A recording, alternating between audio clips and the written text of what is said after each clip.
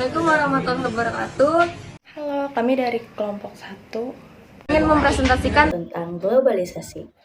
Izin memperkenalkan diri, nama saya Ida Ayu Putaka Kusuma Dewi dari absen 13. Nama saya Nabila Putri Maharani, nomor absen 23. Saya Runa Mutiara Alia, absen 32. Saya Sarah Delia Putri. Saya Sakila Zahra, absen 34. Happy watching! Globalisasi merupakan proses integritas dan interaksi bertahap di dalam entitas, individu, dan negara di seluruh dunia. Beberapa contoh dari globalisasi yang pertama itu adalah banyaknya warga Indonesia yang memakai produk luar negeri. Yang kedua, banyaknya pasar swalayan atau supermarket.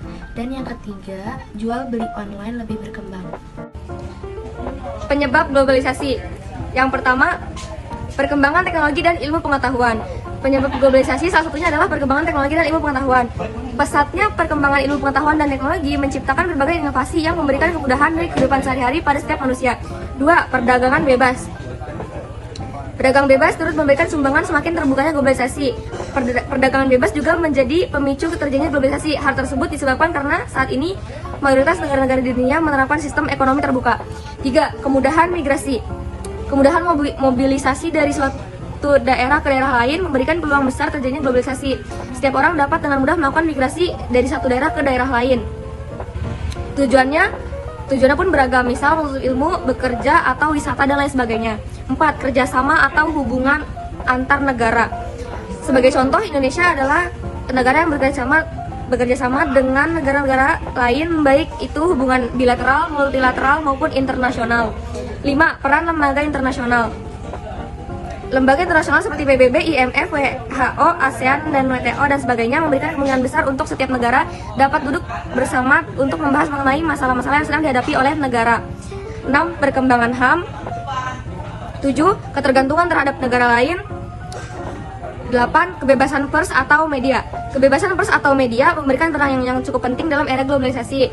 Hal ini dapat dilihat dari perannya sebagai penghubung antara sebuah negara dengan masyarakat ataupun antara satu negara dengan negara lainnya. Positif globalisasi ada 7, yaitu yang pertama, berkembangnya ilmu pengetahuan dan teknologi. Kedua, meningkatkan efektivitas dan efisiensi. Yang ketiga, meningkatkan perekonomian negara. Yang keempat, meningkatkan taraf hidup masyarakat. Yang kelima, komunikasi semakin cepat dan mudah. Yang keenam, pariwisata berkembang. Dan yang ketujuh, keterbukaan informasi. Adapun dampak negatif dari globalisasi pada bidang pendidikan, contohnya pendidikan yang semakin dikomersialkan, sistem pendidikan yang mengacu pada sistem pendidikan negara lain, dan menurunnya kualitas moral siswa karena informasi dan internet yang dapat diakses dengan mudah. Kemudian, ada pun dampak negatif dari globalisasi pada bidang sosial budaya.